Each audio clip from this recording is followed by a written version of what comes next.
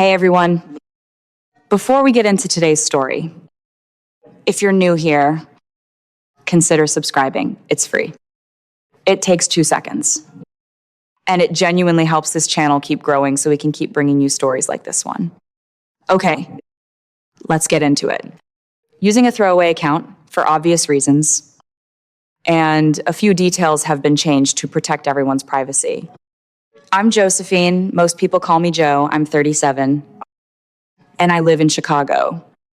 What I'm about to tell you happened over the course of almost 30 years. But it all came to a head on one single night that I will never, ever forget.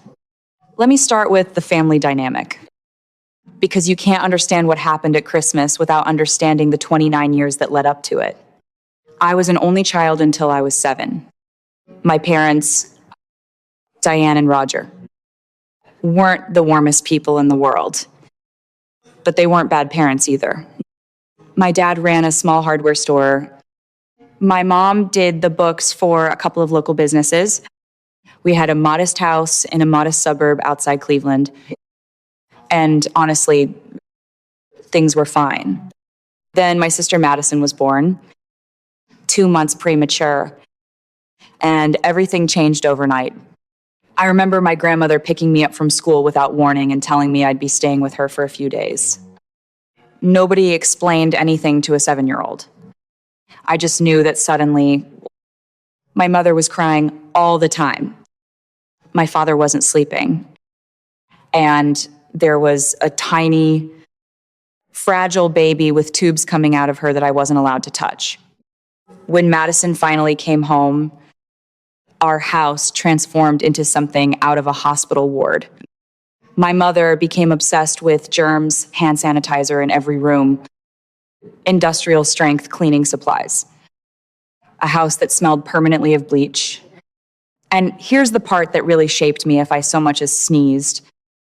I was packed up and shipped off to my grandmother's house or my Aunt Carol's, because apparently my very presence was a biohazard to my fragile little sister. At first, I thought it was fun. My grandmother made incredible cinnamon rolls.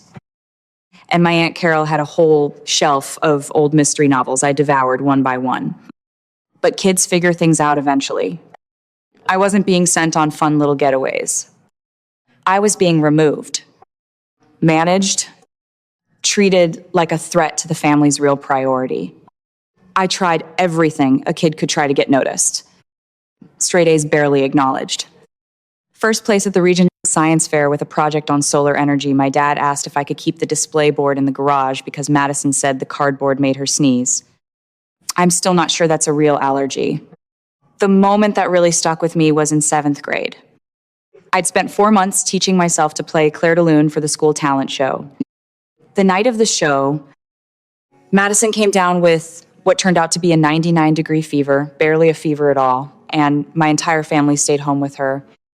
2 weeks later, the whole extended family, both sets of grandparents included, showed up for Madison's 10-minute recorder recital, where she fumbled through hot cross buns twice. Madison figured out early that being sick got her attention, sympathy, and an exemption from basically everything. Headache, stay home. Tired, someone else could do her chores. Worried about a test, my mother would call the school and get it postponed.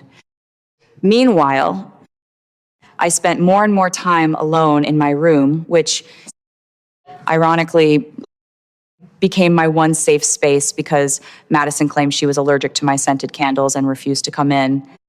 The one bright spot in all of this was my grandmother, Eleanor. She was the only person who ever asked how my day went. She had a modest but genuinely interesting collection of vintage costume jewelry, and she used to let me help her organize and catalog it on weekends. I had no idea at the time how much that would end up mattering. By high school, I'd made peace with being the invisible one. Nobody was watching, which meant nobody was disappointed, which also meant I could do whatever I wanted without interference. I threw myself into everything debate team, the school newspaper, the National Honor Society. I worked part-time at a diner called Pete's, where the owner, an older woman named Rosa, remembered my birthday 2 years running when my own parents forgot it the first year. Debate team taught me how to build an argument and stay calm while dismantling someone else's. I didn't know it then, but that skill would end up being worth millions. Junior year, I got a perfect score on the SAT. Not pretty good, a perfect 1,600. I ran home to tell my parents, practically vibrating with excitement. My mother was in the kitchen helping Madison with an English essay.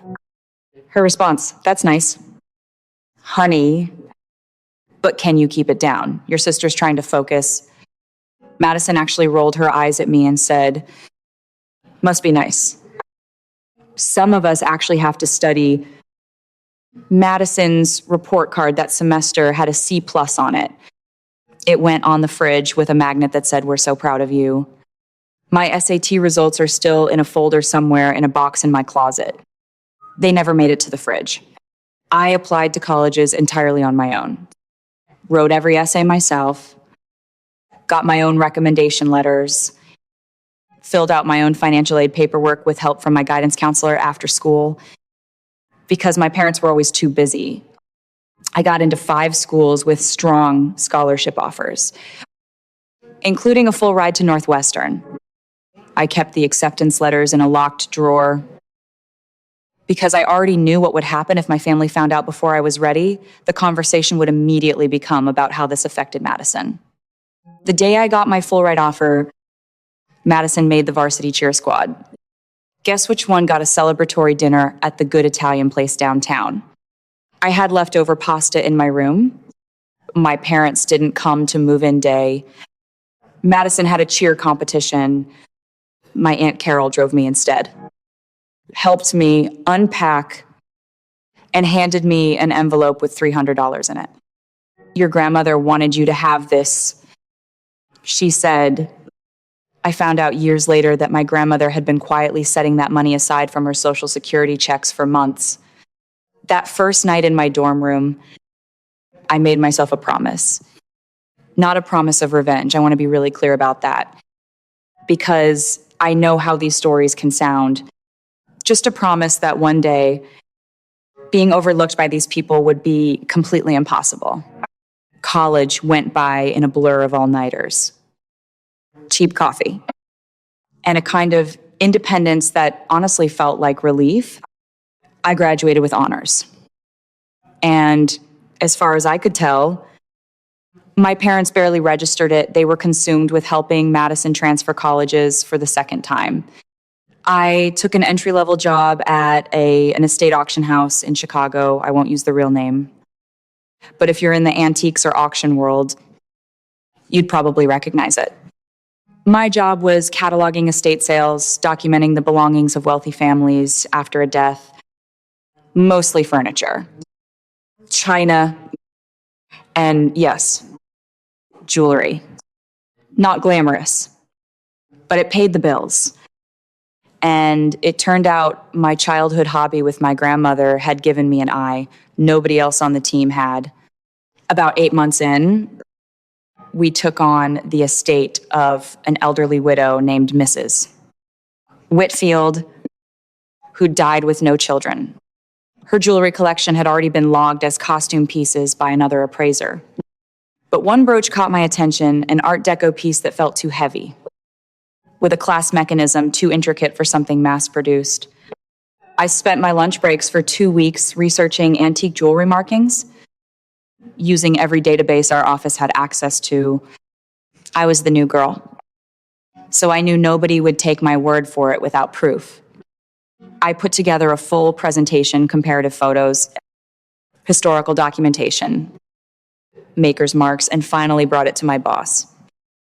A sharp, no-nonsense man named Mr. Ferris. He was skeptical until I showed him the maker's mark, which matched a documented 1920s jeweler's signature almost exactly. That costume brooch sold at auction for $52.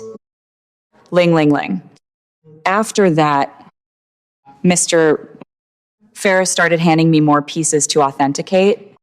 I threw myself into learning everything I could online gemology courses, weekend estate sales, a growing collection of handwritten notes on authentication techniques that eventually took over an entire wall of my apartment.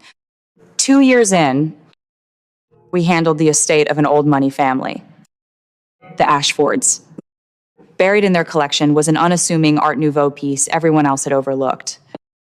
I spent 3 sleepless days on it and discovered it was from a private French jeweler's collection believed lost since World War II. It sold for 200 ephemo trades. Ling, ling, ling. That's when Mr. Ferris called me into his office. I thought I was getting a promotion.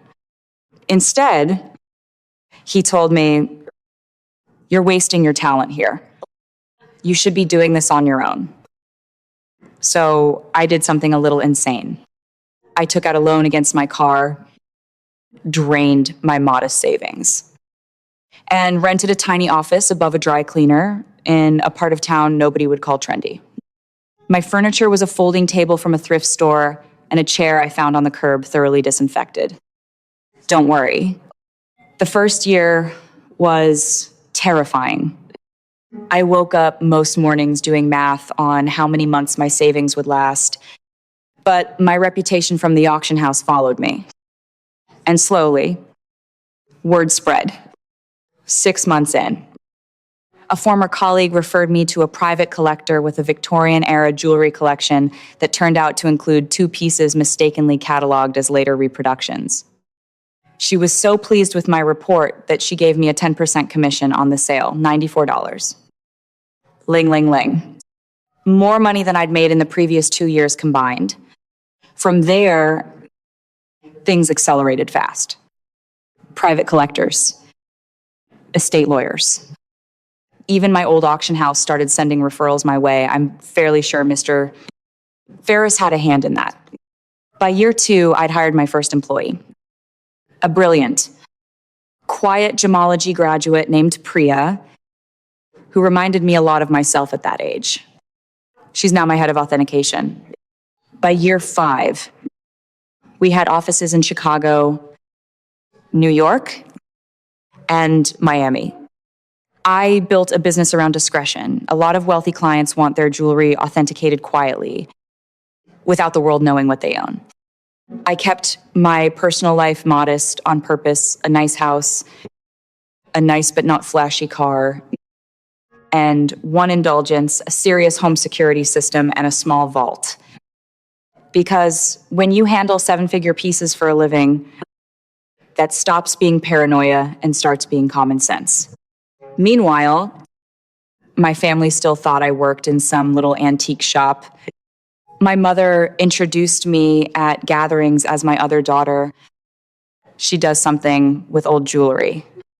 Madison would make little comments over the years. "Sarah, I've got some old costume jewelry I was going to donate. Maybe your shop would want it," usually the same week. I'd authenticated a piece worth 7 figures. Honestly, at some point, keeping the secret became its own strange, private joke. I'd sit at Sunday dinner in a plain sweater that happened to cost more than my parents' mortgage payment and listen to Madison talk about her entry-level marketing job like it was the frontier of human achievement. Nobody ever noticed. Around this time, my Aunt Carol mentioned that my parents were struggling Madison's student loans, some medical bills, talk of possibly selling the house. I couldn't stomach the idea of losing the house I grew up in. Complicated as my feelings about it were, so I set up an anonymous monthly transfer of $6, 000 to their account. When my mother asked how I could possibly help, I told her I was living frugally and putting money aside. She assumed the rest came from my Aunt Carol. Naturally, Madison took the credit for inspiring the family to pull together. Meanwhile, her spending got more extravagant designer bags she swore were outlet finds they weren't. I can spot a real Chanel clasp from across a room. International trips, a whole Instagram persona built on money that frankly, I'm fairly sure was mine. Then came the MBA. Madison decided she wanted to go to business school, a private one. Obviously, my mother called me in tears about how they couldn't possibly afford it. I gently suggested Madison look at in-state programs. My mother's response, "You don't understand. Madison needs to maintain certain standards. But actually, speaking of that, could you increase your monthly help?" I bumped it up to $8, $500 a month. It didn't touch what I actually had. But it stung more than I expected to hear them praise Madison for taking initiative with her future while assuming I was scraping by to help. The truly absurd part, I was invited as a guest lecturer at the very business school Madison wanted to attend, to speak about luxury goods, authentication, and entrepreneurship. I had to invent an excuse to skip Sunday dinner that week. By this point, I think some part of me knew the whole arrangement was unsustainable. I just didn't expect it to end the way it did. It started 2 weeks before Christmas. My mother called, in tears. About a herniated disc cooking for 18 people was too much for her back. I offered to have the whole dinner catered by a firm I regularly used for business events. My mother worried I was taking out a loan to pay for it. I told her not to worry about it. Christmas Day arrived, and everything was going fine. I'd brought my laptop because I had a major client authentication closing that week, a rare emerald necklace going to auction in Geneva, and I needed to be reachable if my client's bid went through. Dinner was, unsurprisingly, excellent, a level of food my family had clearly never experienced. Though Madison still managed to say, "Store-bought stuffing. Really, Josephine Mom's is so much better." Which was rich coming from the girl who once set off a smoke detector microwaving popcorn. After dinner, I stepped away to check on the auction and set up in my old childhood bedroom. Still decorated exactly as it was in high school, unlike Madison's room, which had been renovated 3 times since we moved out. I left my laptop open with several tabs running my account dashboard. A pending contract. Recent transaction history. Madison came in without knocking, looking for a phone charger. She saw the screen, and her face lit up with the particular joy of someone who thinks they've just caught you in something humiliating. "Let's show everyone what Josephine's actually been doing," she said, and before I could stop her, she grabbed the laptop and marched it into the dining room. Picture it, 18 people. A dining table full of catered short rib and truffle mashed potatoes. Everyone 2 glasses deep into wine they thought came from the grocery store. Madison flipped the laptop around triumphantly, clearly expecting to expose some embarrassing hobby. Instead, the screen showed account balance $18. 3 millions. Pending contract $610. Ling, ling, ling. Recent transaction Geneva auction. E-million. 4 millions. Quarterly business revenue, $5. Million. The room went dead silent. You could hear the grandfather clock in the hallway. Madison's face went through about 5 expressions in 3 seconds before landing somewhere between shock and nausea. This can't be real. She stammered. My mother actually laughed at first. "Don't be silly. Josephine works at that little jewelry shop." I stood up, straightened out my cardigan, which, for the record, cost more than their monthly mortgage, and said, "Actually, Mom, I own one of the largest jewelry authentication firms on the East Coast.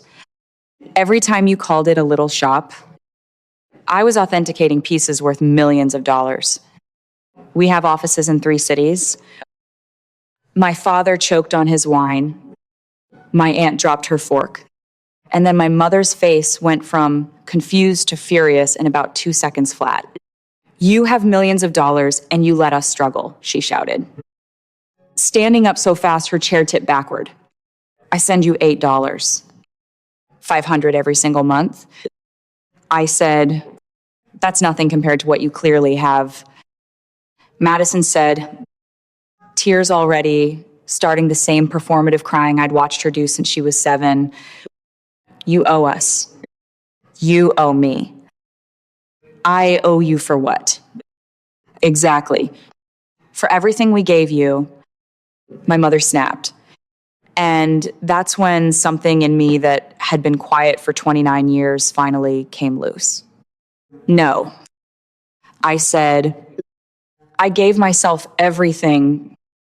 You ship me to grandma's every time I so much as sneezed. You missed my graduations, my awards, every single thing I ever built, because Madison might have felt left out for 5 minutes. You never saved $1 for my school. But you took out loans for hers.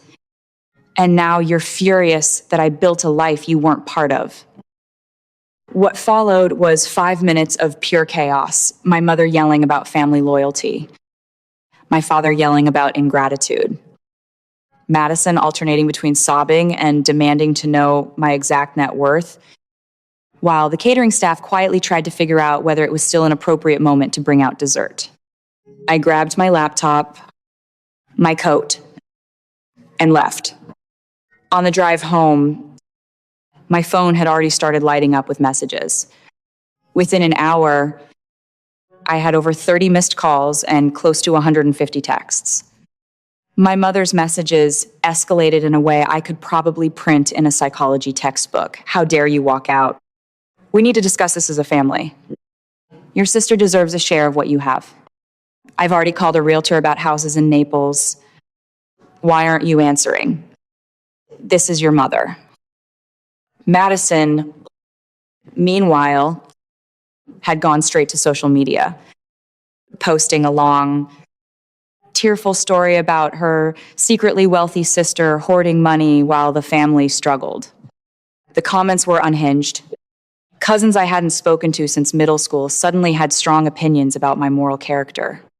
The most infuriating post was Madison claiming that all those years, she'd been giving me career advice to help me move up from that little shop. The only piece of career advice she ever gave me, for the record, was suggesting I try selling jewelry on Etsy. Then came the flying monkeys, an aunt I see once every few years calling to remind me that family is everything. An uncle sending a paragraphs-long email about the importance of generosity. A second cousin's wife I'd never met texting me out of nowhere. The real low point was when my parents and Madison showed up at my actual office. I walked in on a Monday morning to find all 3 of them in my reception area, telling my office manager they had an authentication appointment. Madison was clutching a designer bag like it somehow legitimized her presence there. My mother opened with, "We've talked about it as a family, and we think it's only fair you set up trust funds for everyone. Madison, I need at least $3 million to start my life properly. My father, your mother and I would like to retire. We're thinking Florida." I asked if they'd missed the part where I was already sending them $8. $500 a month. Madison said that was nothing compared to what I clearly had. When I asked what exactly I owed them for, my mother said, "Don't be dramatic. We gave you everything." I told her calmly that I'd given myself everything and that I was done, right there in my own lobby. I pulled up my banking app and canceled the monthly transfers. My mother gasped like I'd struck her. Madison's crying stopped almost instantly once she realized it wasn't working. They refused to leave, and I had to have building security escort them out. Watching my 62-year-old mother get walked out of a lobby while yelling about ungrateful children is a memory I'll have forever. For better or worse. The harassment continued for weeks. New phone numbers, fake email addresses, attempts to reach me through my company's general contact line. Eventually, my lawyer sent a formal letter outlining what continued contact would mean legally. And that finally ended it. My mother made one last attempt. calling my grandmother Eleanor to get her on side. My grandmother's response, according to my aunt, was simply good for her. About time someone in this family stood on their own 2 feet. My mother didn't speak to her for 2 months after that. It's been about 8 months since Christmas. I moved to a new place with better security and changed my numbers. The business, if anything, is doing better than ever. Apparently, a few high-profile clients respected how I handled the situation once word quietly got around.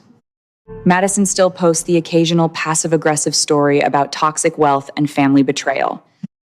Last I heard, she's trying to start her own jewelry consulting business. I genuinely wish her luck with that. My parents stopped reaching out entirely after the legal letter. According to my aunt, they now tell people they never wanted the money anyway. The best part of all of this, for the first time in my life, I feel free. No more Sunday dinners full of quiet insults. No more downplaying what I've built to spare anyone's feelings. No more quietly funding a life I was never allowed to be proud of building myself. My grandmother, by the way, is doing wonderfully. She's coming to visit next month to help me catalog a new collection I just acquired. So that's my story. Thank you for listening. If you've made it this far, I genuinely appreciate it if you hit subscribe and turn on notifications. It helps this channel keep sharing stories like this one. And I read every comment, so let me know what you would have done in my position.